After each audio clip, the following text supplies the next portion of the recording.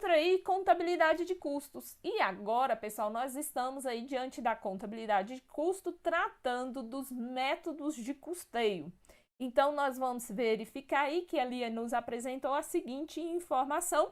E essa, pessoal, é a questão 21 da prova branca, 19 da prova verde, da prova amarela e 20 da prova azul. Olha o que diz a questão.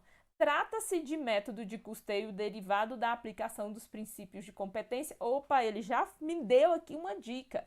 Ele falou que trata-se de um método de custeio que é derivado da aplicação dos princípios, do princípio da competência.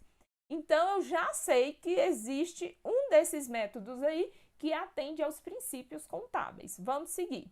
Sendo o único, outra informação importante, olha, o único aceito pela legislação fiscal. O que mais? Para a apuração do resultado do exercício. Nessa configuração de custeio, os gastos incorridos na produção de produtos acabados, sejam gastos fixos, variáveis, direto ou indireto, não serão levados ao resultado, enquanto não houverem a venda dos referidos produtos. As informações se referem a qual custeio, pessoal? Fala para mim aí qual o custeio aí que se trata. Então, vamos lá. Qual é o único custeio que ele é aceito pela legislação fiscal brasileira que atende aos princípios da contabilidade? Ele vai absorver no custo de produção todos os custos, seja custo direto, indireto, fixo e variável. Ele se trata de qual? Do custeio por absorção. Professor, e esse custeio RKW? Pessoal, o custeio RKW, ele é um custeio que ele foi criado por um órgão governamental alemão, tá? Lá na Alemanha, um órgão governamental lá da Alemanha. E esse método aqui, RKW, ele vai contemplar os custos de todos os produtos, ou seja custo ou despesa, ele vai fazer a alocação. Então, ele é um método que não é utilizado aqui no Brasil, mas ele tem ali, ele está presente na nossa literatura até mesmo para nós conhecermos. Total, pessoal, total, não tem como eu saber. É um método de custeio total? Não existe. Então, isso daqui nem se aplica, né?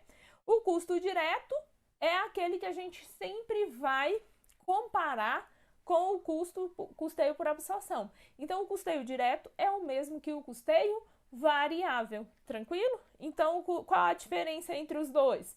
Fazendo aqui um comparativo.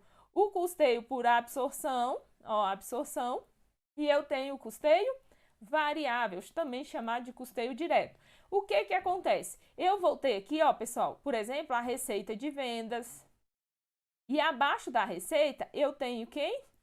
Só de forma bem resumida. O CMV. E aí o negócio aqui não ajudou, não. Vamos lá, deixa eu arrumar isso daqui. Aí eu tenho o quê? CMV. E aqui nesse CMV, pessoal, pelo método do custeio aqui por absorção, ele vai absorver custo fixo, ele vai absorver custo variável, ele vai absorver o custo direto e o custo indireto. Então, ele absorve todos esses custos, só que ele vai absorver proporcional à quantidade vendida. Então, se eu produzir 100 unidades e vendi 80, eu vou ter esses custos aqui referente a quantas? A 80 unidades. Tranquilo? E aí, aqui, ó, depois nós encontramos o lucro. Do lucro, nós vamos deduzir as despesas para chegar no lucro líquido do exercício. Aqui de forma bem resumida, tá, pessoal? Já no custeio variável, chamado também de custeio direto, eu vou ter, sim, a receita. E da receita, eu tenho quem? O CMV.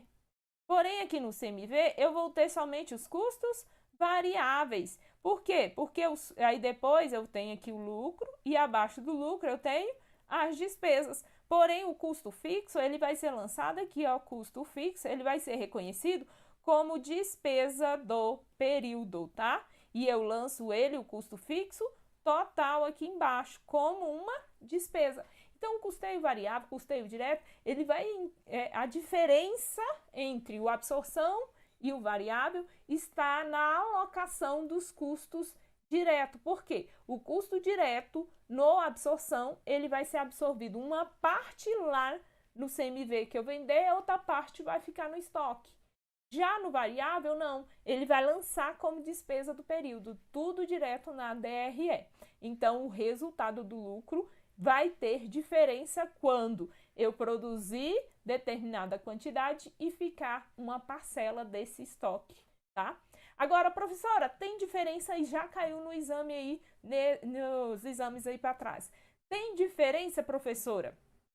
Quando eu produzir 100 unidades e vender essas 100 unidades, aí não vou ter diferença no resultado dessa demonstração contábil, seja pelo método direto ou pelo método indireto. Eu não vou ter diferença.